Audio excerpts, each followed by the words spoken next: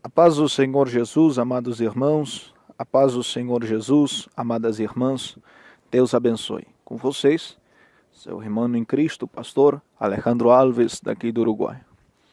Como vocês puderam ver aí no título aí, do áudio, né, sobre experiência, né, compartilhando a experiência com Deus. Vocês sabem aí que eu não sou de andar compartilhando experiências com Deus, essas coisas assim, porque para mim eu me baseio mais na pregação da palavra, né, que ela é justa, ela é perfeita, ela é suficiente para a nossa salvação e para nós crescer com o conhecimento da verdade, né, para nós, Deus nos tornar perfeitos por ela. Mas o que me levou agora a subir esta experiência com Deus é o seguinte, irmãos. É para compartilhar aqui, a que vocês busquem essa experiência. Essa experiência é para todo santo de Deus. Todo santo pode ter essa experiência com Deus. Enfim, é necessário que todo santo possa ter, para que nada desta terra possa ser estorvo para vocês alcançarem a salvação. E isto, aqueles que foram já, né, como diz a palavra de Deus, muitos são chamados, poucos escolhidos, né? Os irmãos entendem. Isso aí não há necessidade que eu explique a vocês quais são os escolhidos de Deus. Mas, para aqueles que realmente são escolhidos de Deus, aqueles que amam a Deus com todo o seu coração e o buscam, e querem se aperfeiçoar para morar com Deus, que amam a sua justiça, a sua graça, amam Ele no seu amor, é necessário que vocês tenham esse tipo de experiência. Essa experiência que eu tive agora vai fazer 9 anos de crente, 10 anos, vai fazer que somos crente, desde a minha conversão. Me converti com 15 anos, né? Então faz 9 anos, vai fazer 10 anos que eu sou cristão, graças a Deus sou crente. Foi a maior experiência que eu pude ter com o poder de Deus, foi esta. Irmãos amados, irmãos queridos, de um tempo para cá, provavelmente de um mês para cá, Deus começou a produzir em mim um despertamento. Até eu já comentei algo sobre isso, um chamado que eu fiz aí. E nesse despertamento, irmãos, eu comecei a morrer. É como que se Deus me tirasse uma venda dos nossos olhos e colocasse aquela espinha que Paulo tinha na carne, né? Você vai entender qual é a espinha da carne que eu estou me referindo. Irmãos, eu como é igual que muitos crentes, nós alegramos em Deus, alegramos na presença de Deus, mas também muitas vezes alegramos com as coisas do mundo, né? Não com aquilo que é pecado, mas sim com o perecível, né? E eu também, é igual que muitos pastores de Deus, e muitos irmãos, principalmente desse tempo, a gente se alegra com a presença de Deus, a prioridade é a presença de Deus, mas a gente se alegra também com reuniões familiares, né, banquetes, adquirir carro, casa, adquirir uma boa condição financeira, adquirir muitas coisas, mas aparentemente nos nossos olhos isso não é que esteja mal, mas a questão é da nossa alegria, do nosso gozo, do nosso coração. E de uma hora para outra, Deus colocou em mim esse aguilhão, esse ferrolho, esse mensageiro do diabo, que constantemente está me esbofeteando, como diz a palavra de Deus.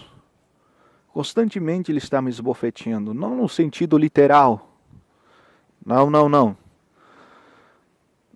De esbofetear, mas sim me esbofeteando, isto é a área da morte. Como assim? Vocês vão entender melhor o que eu quero dizer para Deus. Assim como existe aquele morto-vivo, nós pregamos contra isso, aquele aquele crente que está morto para as coisas de Deus e está vivo para o mundo. Existe também o morto-vivo, que está morto para as coisas do mundo e está vivo para as coisas de Deus. E nós temos que ser esses mortos-vivos.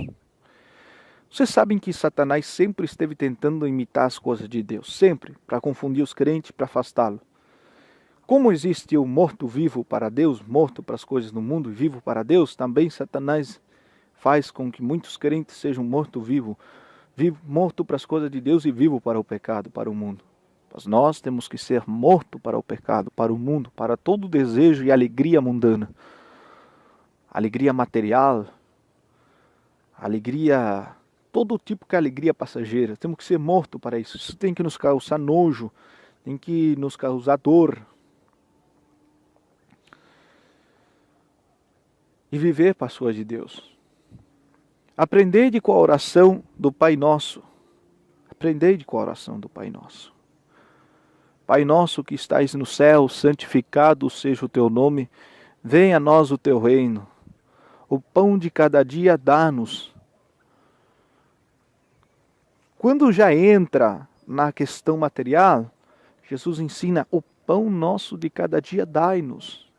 É o pão nosso, é o necessário para viver.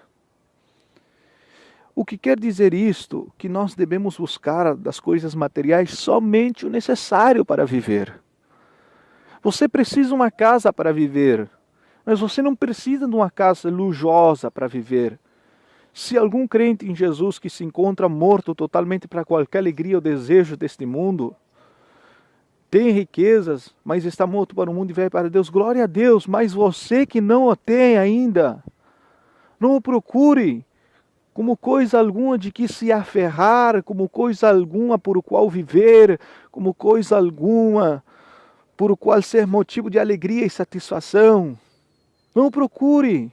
Se Deus quiser te dar, Ele vai te dar, vai preparar a ocasião, o momento, mas não o procure. A Bíblia diz: o Pai, o pão nosso de cada dia dai-nos. É o necessário de cada dia que você precisa para a sua curta peregrinação nesta terra. Ah, irmãos, Deus me fez morrer para tudo isso aí. Não que eu esteja abandonado tudo e deixar de sustentar minha família e deixar de buscar também as coisas necessárias, eu busco isso aí. Mas sem nenhum tipo de alegria. Eu faço porque eu preciso, é necessário eu buscar essas coisas para o sustento desse corpo e da minha família e não dar mau testemunho com os de fora. Mas não porque eu me alegre nisso, não porque eu me afane nisso.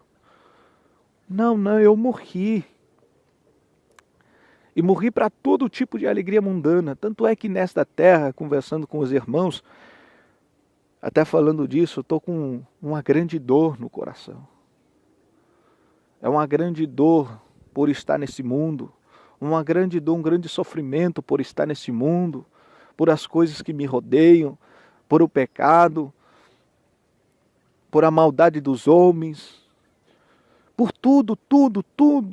Já não há motivos para mim viver mais nesse mundo. Eu não acho nem sequer alegrias em reuniões familiares. Eu até vou, visito meu pai e minha mãe, porque a gente tem que honrar os nossos pais. Mas não há motivos para fazer isso. Não há alegria em mim para essas coisas.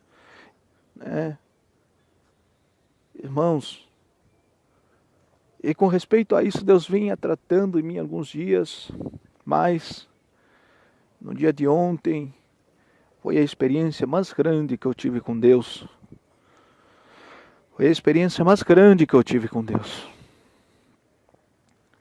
Eu estava no meu quarto, me encerrei para ter comunhão com Deus, falei para minha esposa: vou fechar a porta, coloquei o rádio forte, alto, com fundo musical, porque é o único lugar que eu tinha para ter essa comunhão, era no meu quarto, e não queria que a minha esposa, nem ninguém que estava na sala, aunque soubesse que ia ter comunhão com Deus ali, mas que não soubesse que eu ia falar com Deus.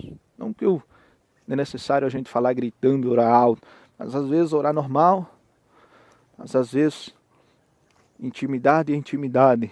tudo se fala onde é intimidade com Deus. Tudo é exposto, o coração, as angústias, os desejos, os erros, os pecados, as necessidades. Tudo é exposto na intimidade com Deus. E falei para ela que não me interrompesse. Falei para ela que não entrasse no quarto, a não ser que seja necessário. Se ela chegar a entrar no quarto por alguma coisa necessária, que pegasse, que saísse quieta, em silêncio. Coloquei o rádio meio forte ali com fundo de oração, sentindo o desejo de Deus, porque se eu estou vivendo nesta terra, eu vivo para o desejo de Deus. E Deus sabe que eu não estou contando isso para os irmãos, e o que eu vou falar agora não é para me gloriar e para querer aparecer para os irmãos, mas para incentivar os irmãos que busquem, porque muitos irmãos que eu tenho falado, que me ligam, estão sofrendo. Vivem a sã doutrina, estão sofrendo, e quando pecam, sofrem, quando são derrotados pelo seu pecado, sofrem, e não continuam, e dá desejo de parar, e seus medos atormentam. Ei, para ti, preste atenção nesta experiência, e vou falar agora, porque o que se me permitiu explicar, o que se me permite explicar com palavras, também se me permite passar.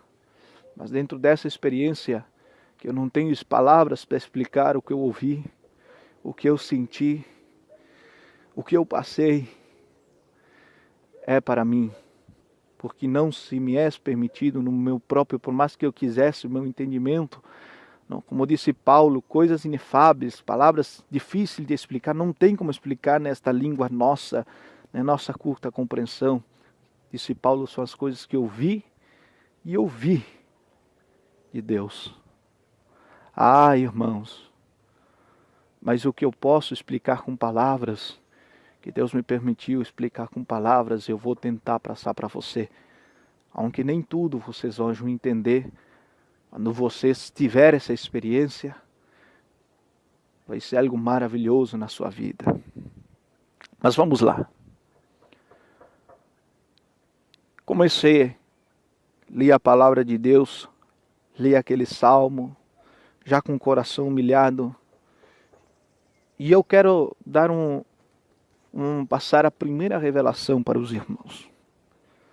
A primeira revelação baseada na palavra.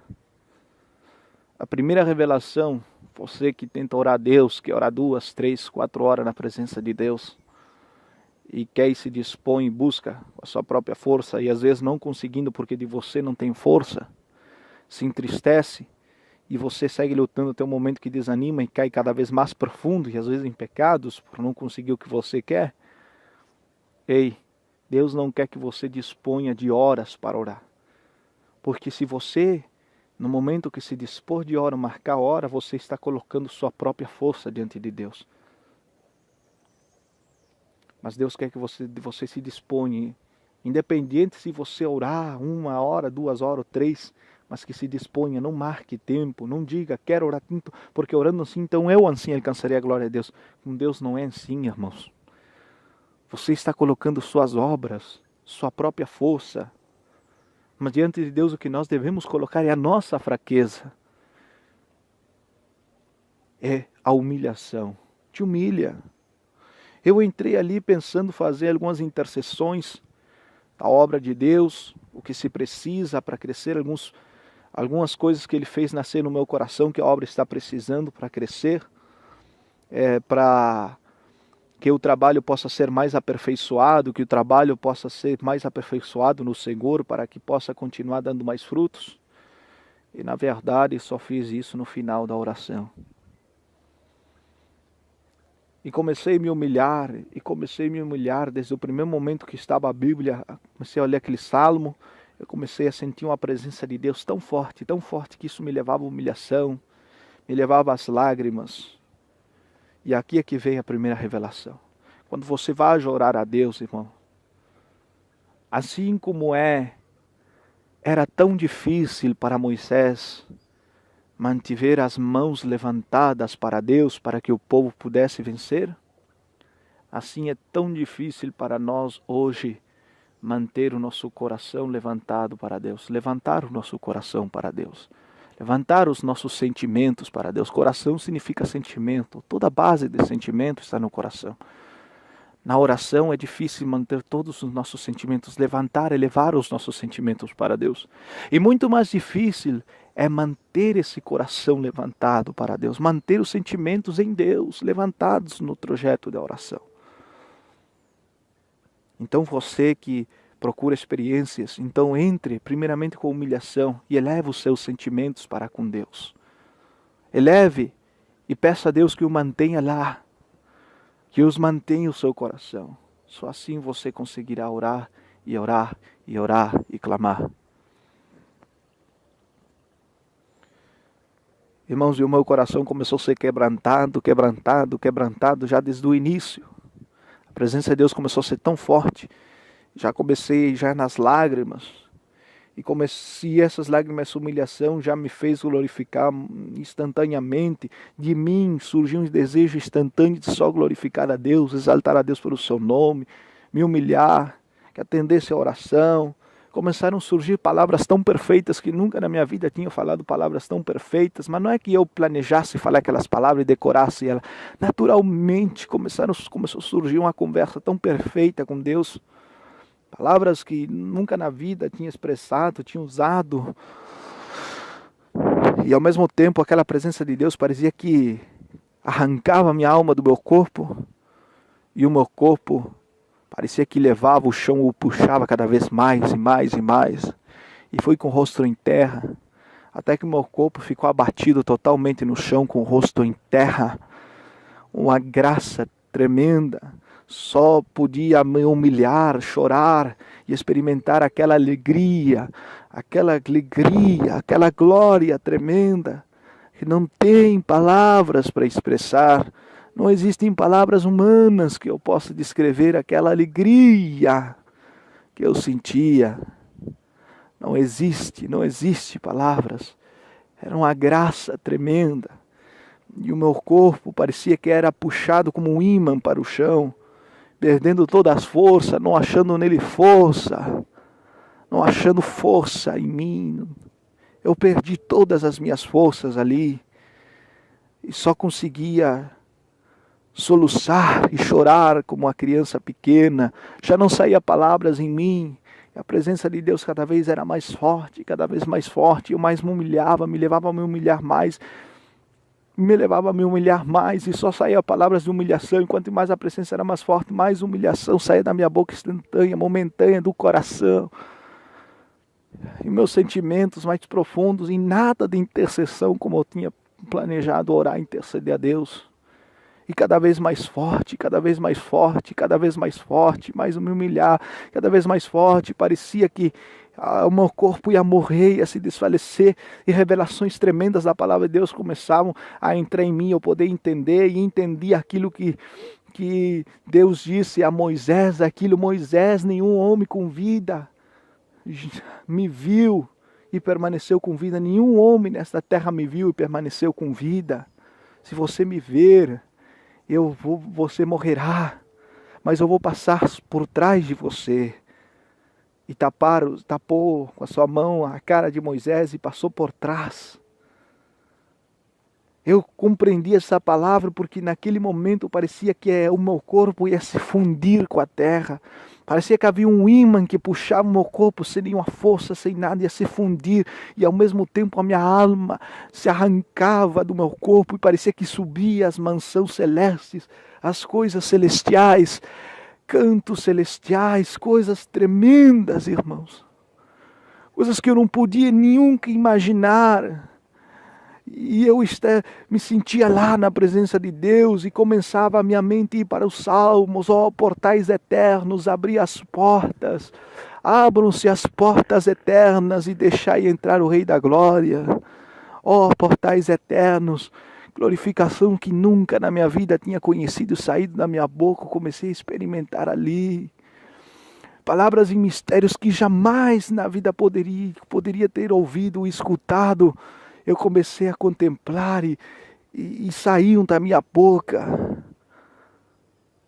Se eu disser que com meus olhos carnais eu ouvi alguma coisa, eu estaria mentindo, mas com os olhos espirituais eu poderia ver muita coisa.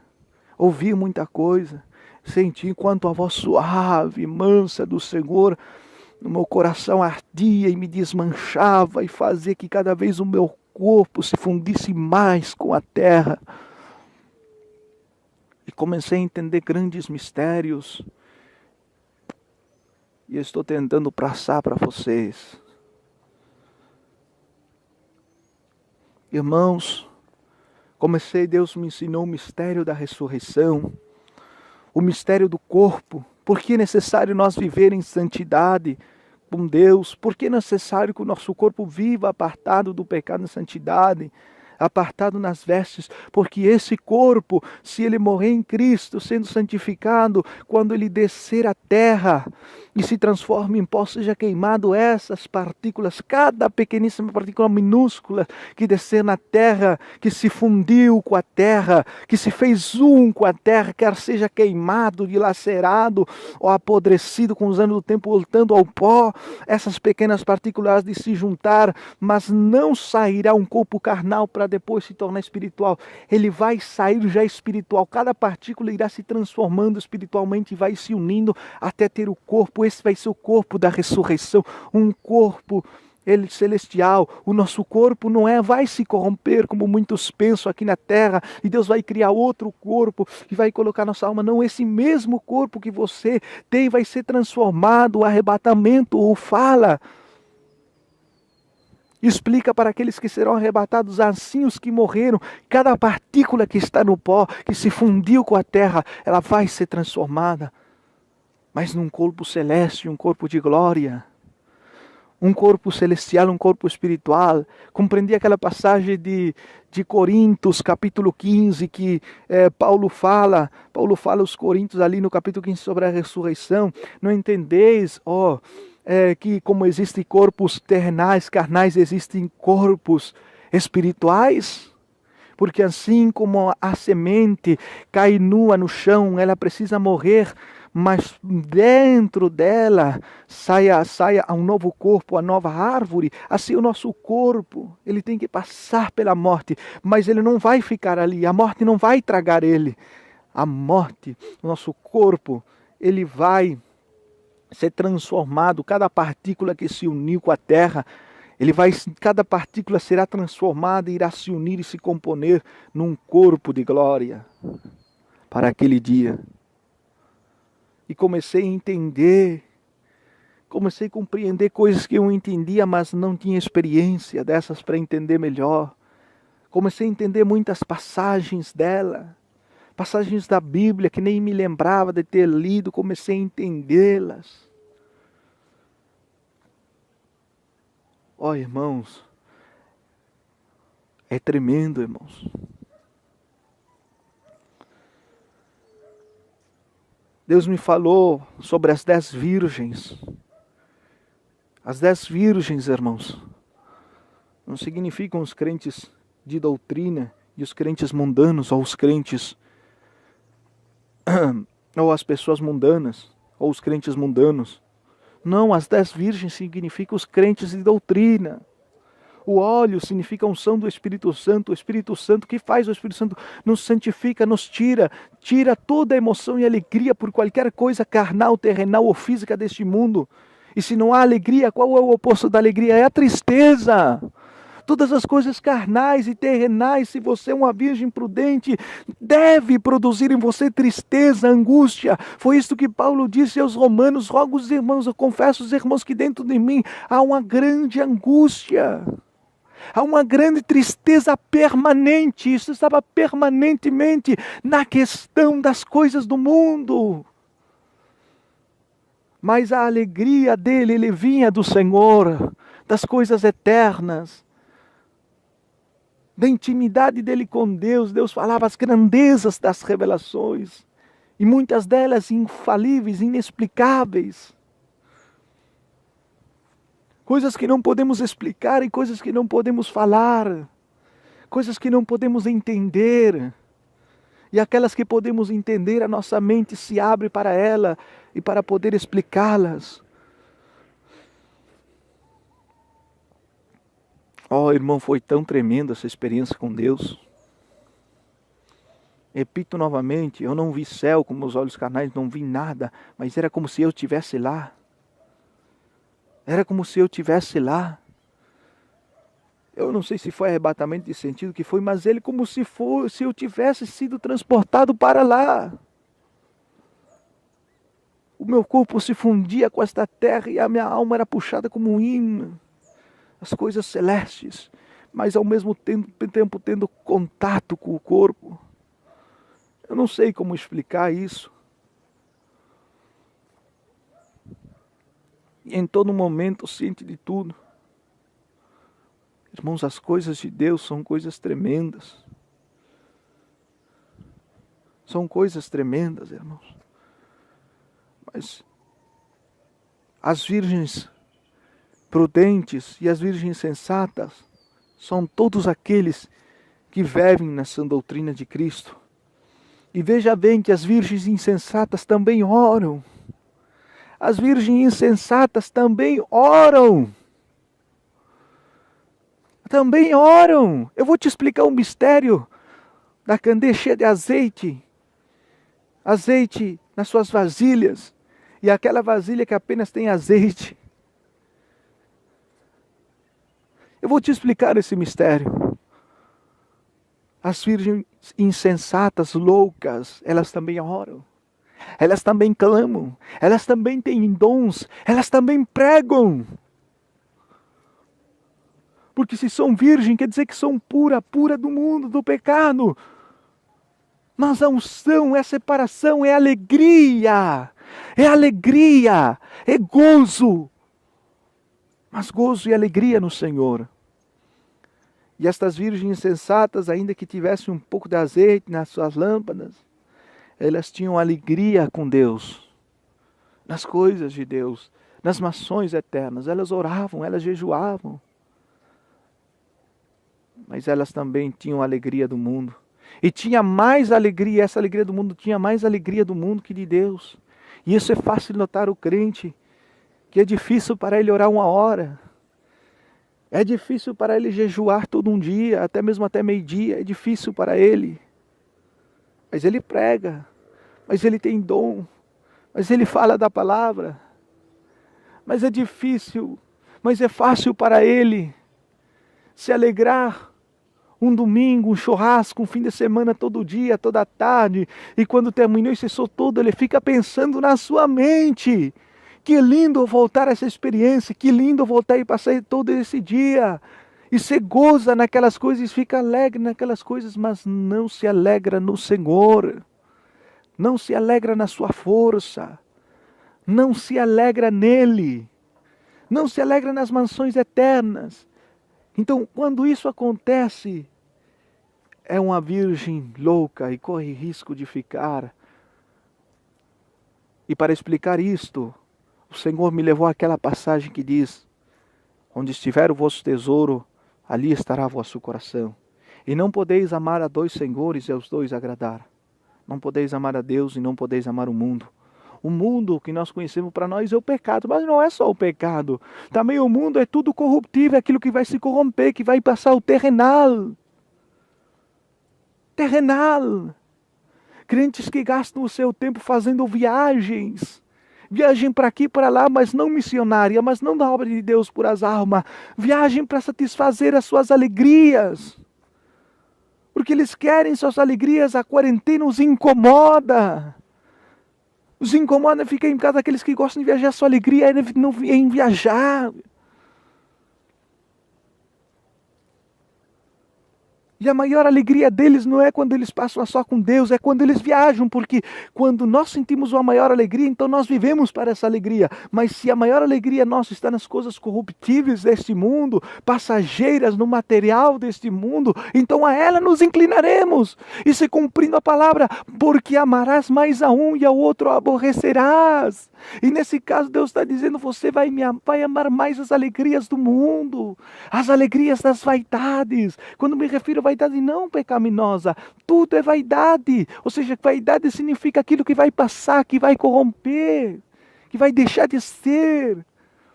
Vaidade são móveis, vaidade são, tudo material é vaidade. Sim, aunque são vaidades necessárias, mas não deixa de ser vaidade, vai passar, e com eles também a sua alegria. Estas são as virgens loucas. Mas as virgens prudentes, a sua candeia está cheia de azeite, que quer dizer, não existe lugar para a alegria, para o gozo no mundo. Não existe lugar para o gozo das riquezas. Não existe lugar para o gozo da boa vida. Não existe lugar para o gozo das coisas materiais. Não existe lugar para o gozo de qualquer coisa perecível nessa terra. Mas o maior gozo no Senhor. E como não existe lugar para o gozo da terra, o que ele vai sentir então? Ele vai sentir o espinho na carne. Ele vai ver que quando ele está nesta carne corruptível, então ele vai sentir dor. Ele vai sentir uma constante dor, uma constante angústia, mágoa pelas coisas do mundo, que somente passa quando ele está em oração, quando ele está buscando as coisas de Deus na intimidade, quando ele é sincero, se humilhando, o caráter dele muda, a forma de conversar dele muda. Quantos crentes que não conseguem perdoar, tentam com as suas próprias forças amar, mas não conseguem. Ou se conseguem, ou conseguem por algum tempo, e quando cai às vezes mais pior. É falta da graça. Naquela visão Deus me disse para mim, eu não seria mais um pregador da justiça, mas agora seria um pregador da justiça e também um pregador da graça. Graça com justiça forma o par perfeito que todo pregador deve ter. Graça com justiça. Graça e justiça. Graça acompanha justiça. Graça acompanha justiça. E vou te revelar mais um mistério que Deus me permitiu entender, e este mistério vem lá do Éden. Primeiramente, o ser humano não se rebelou contra Deus ao pecar com Deus. Há uma grande diferença entre se revelar e ser enganado. Se revela aquele que conhecendo, sabendo, mas dele próprio não quer seguir. Mas quando a serpente chega, no capítulo 2, verso 15, para enganar Eva, ela diz assim, com que Deus lhe disse que se comereis do fruto da árvore da ciência morrereis? Essa pergunta, assim que Deus disse isso já foi dúvida, colocando dúvida. É assim que Satanás vem, ele colocando dúvida. Primeiro ele colocou dúvida na mulher, fez a mulher duvidar do que Deus tinha falado. Segundo, a mulher disse, sim, se nós comemos dele, nós vamos morrer. Aí a serpente usa de engano. Não morrereis. Mas sabe Deus que o dia que comereis esse fruto, vossos olhos serão abertos. E sereis igual que ele, conhecedor do bem e do mal. Nós ia conhecer o bem e do mal, mas jamais nós ia ser como Jesus. Veja, uma verdade tapada, uma mentira cobrindo uma verdade. Uma mentira disfarçada de verdade. Nós ia ser conhecedor do bem e do mal, sim, mas não como Deus. Então fez ela desejar. Colocou dúvida e depois fez ela desejar. E é assim que o diabo faz. Mas depois de ter pecado, eles viram e sentiram culpa, então eles foram enganados, eles não se rebelaram. Quando eles comeram, seus olhos foram abertos, eles viram que desobedeceram, caiu o temor neles, caiu o medo, caiu o pânico. E isso conduz a o que Paulo disse aos Coríntios, que a tristeza que é segundo Deus produz arrependimento para a vida eterna, mas a tristeza segundo o mundo produz morte.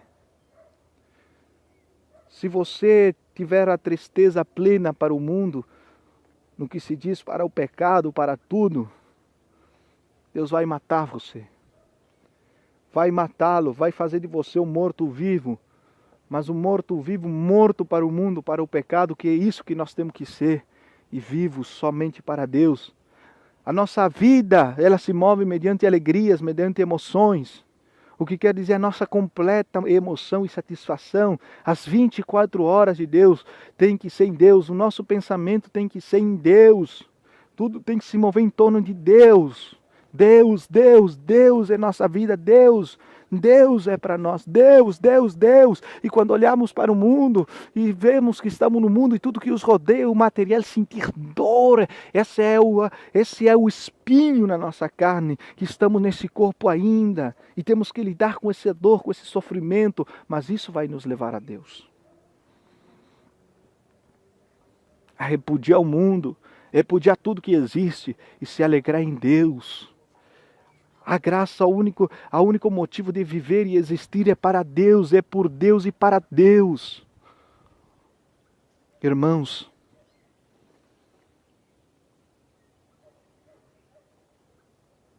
então eles tiveram medo, Adão e Eva, e para tentar se justificar as suas vergonhas, eles costuraram folhas e se taparam as suas vergonhas. E Deus disse, por que está tapado essas vergonhas? Por que eles tinham se coberto? É porque nos dimos conta que estávamos nus. E quem disse para você que estávamos nus? Não, Senhor, a mulher que tu me destes, aquela foi que me deu a comer aquele fruto proibido. Então a mulher vai e diz para Deus, sim, Senhor, é verdade, mas a serpente, ela me enganou. Tanto o homem reconheceu, como a mulher também reconheceu. Não é que Adão jogou a culpa para Eva, e a Eva para a serpente, não. Eles estavam com medo, eles falaram a verdade. Senhor, Adão falou a verdade, foi a mulher que o incitou a comer. Porque ele viu que ela já tinha comido e não tinha morto. Então Adão duvidou também, no mesmo pecado de Eva. E o pecado de um arrastou a todos. Mas também eles, com essa dor, eles se humilharam para Deus. Foi a mulher que me deu de comer, Adão disse. E a mulher disse, mas a serpente me enganou. E Deus não abandonou o homem no Éden. Deus não abandonou. Deus não abandonou. O que fez que ele removeu com as suas próprias mãos essas folhas. E ele mesmo com as suas próprias mãos costurou e fez para eles avental. Fez túnicas, fez túnicas que cobrisse todo o seu corpo. Então aí, a nudez deles foi justificada por Deus. O que quer dizer isso, irmãos? Vocês hoje estão querendo se justificar, tapando as suas vergonhas com folhas que se secam e não tampa tudo.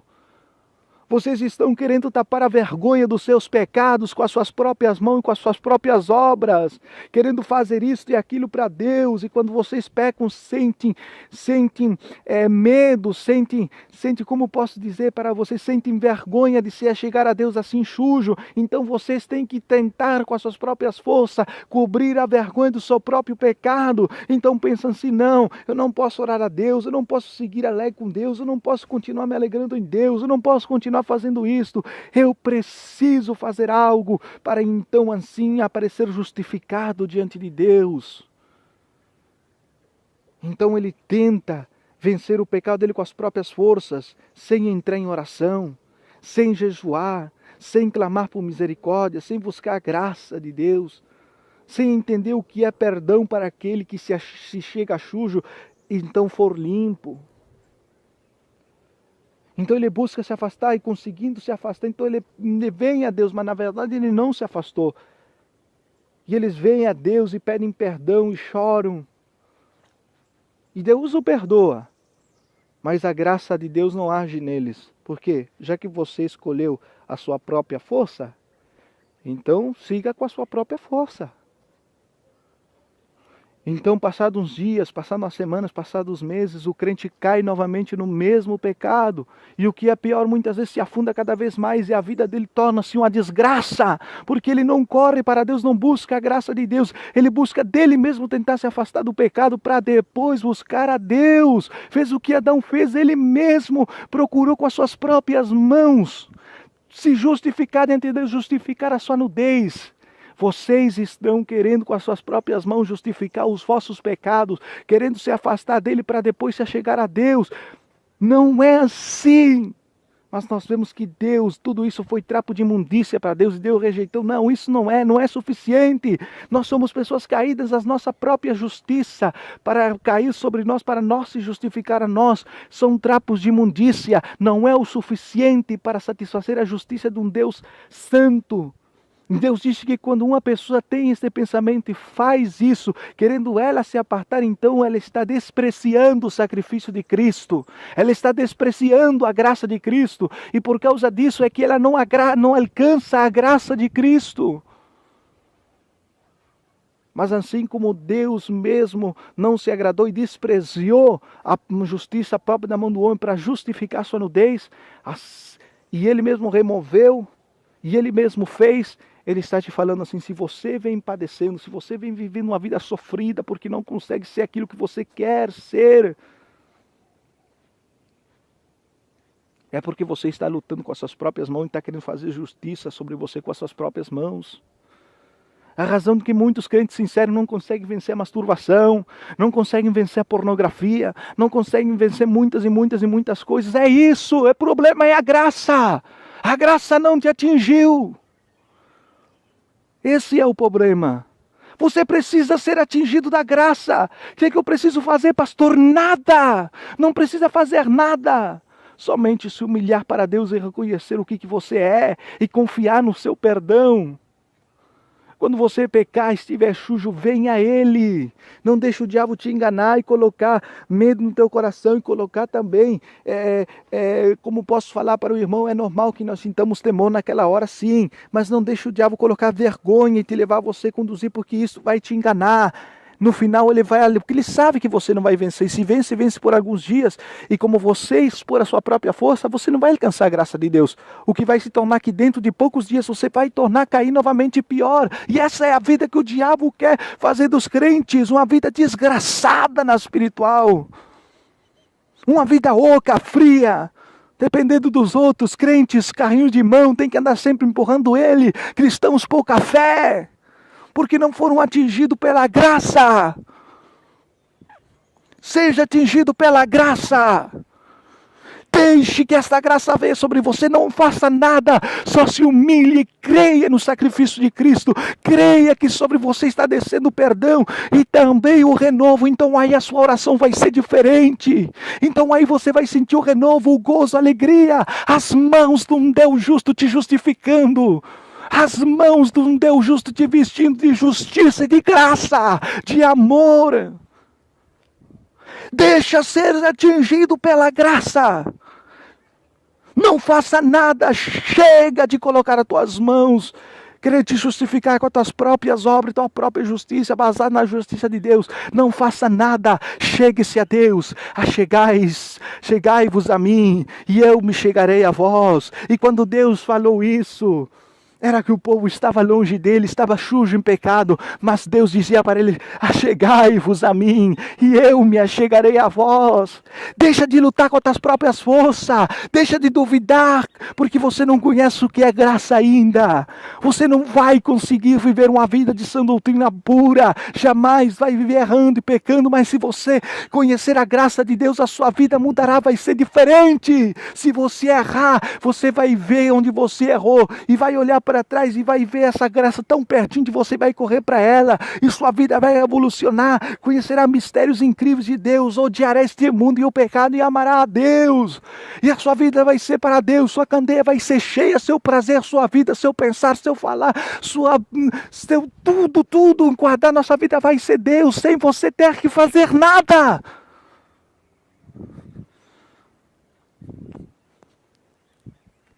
Quer mais uma explicação dessa graça? No Éden, o homem se justifica, para Deus é trapo de imundícia. E Deus o justifica, a sua nudez. No Calvário, não, antes do Calvário, com a sua mão, Deus gerou seu filho no ventre de Maria. Com a sua mão, Deus o libertou, Deus o guardou, o livrou dos inimigos, aqueles que iam matar as crianças, o livrou do mal, da fúria do dragão. Com a sua mão Deus o conservou. Com a sua mão, Deus o levou ao deserto. Com a sua mão, Deus o livrou da tentação. Com a sua mão, Deus deu a providência para ele. Com a sua mão, levou Jesus ao madeiro. Com a sua própria mão, matou seu filho. E da sua própria mão, lançou todo o cálice da ira de Deus. Vou te revelar mais um segredo. Muitos pregadores acham que aquela oração de Jesus no Getsemane dizendo: Pai, passa de mim esse cálice, sem que eu beba. Eles acham que Jesus estava com medo de morrer. Mentira. Eles acham que Jesus, ele naquele momento, ele não queria mais morrer por nós. Blasfêmia.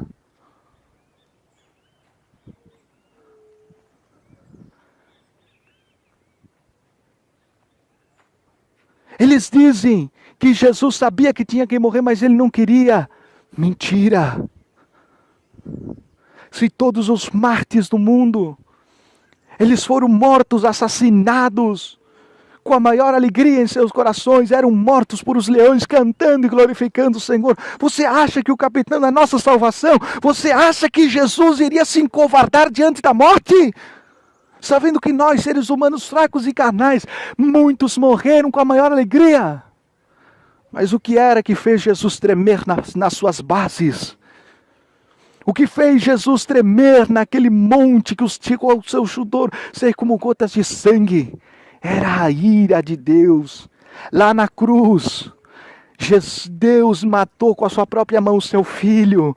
Com a sua própria mão derramou toda a ira sobre ele. Jesus bebeu cada gota do sangue, porque ele se carregou com os pecados de todos nós. E a ira de um Deus santo sobre o pecador foi descida em Jesus. Ele bebeu cada gota desse cálice. E quando bebeu a última gota, aquele Espírito lhe disse: consumado é, e expirou. Deus teve que justificar tudo, fez tudo com a sua própria mão. Nós não fizemos nada. Você não precisa fazer nada. Mas quando você for atingido pela graça de Deus, você não se santifica para ser aceitado, para ser salvo. Mas você se torna um salvo e por isso se santifica. Muitos crentes acham que o crente não deve ter certeza da salvação. Mentira! Porque não tiveram jamais um conhecimento, jamais uma intimidade do tipo ou maior. No momento que eles tiverem 5 minutos dentro da eternidade, desejariam ter orado mais, chorado mais, buscado mais, jejuado mais, morrido mais. Ele produz em nós a alegria para amar o nosso próximo e para obedecer a nossa palavra com toda alegria, com toda vontade, e ódio, e repúdio, e dor sobre o pecado. Você alcançará níveis de santificação do corpo, da alma e do espírito jamais alcançados, mas não porque você tente se justificar com as suas próprias forças, mas porque Ele instantaneamente produzirá isso em você. Porque Ele é santo e todo que se achega a Ele tem que ser santo, mas não porque a pessoa deva buscar. Ele o santificará, Ele o apartará. E se a pessoa no seu erro, na sua carnalidade vier a pecar, a falir, Ele o justificará. Ele o justificará. Então o que eu tenho para dizer para você: viva por esta graça. Viva nesta graça. Se você não conhece esta graça, tudo o que você deve fazer é expressar suas misérias. É deixar que Ele... É confessar: Senhor, por tanto tempo eu venho lutando, tenho uma vida espiritual boa, agradável, contínua, mas eu tenho me sentido inconstante, Senhor. Eu sou inconstante. Porque você está lutando com as suas próprias obras. O homem de duplo ânimo é inconstante em todos os seus caminhos. Por quê? Porque o homem já é de duplo ânimo, é essa a natureza dele. Mas para nós ser contínuos, precisamos da graça de Deus. Basta-te na minha graça, que o meu poder se perfeciona nas tuas debilidades. Quando você se debilita, cai no pecado, busca a graça de Deus.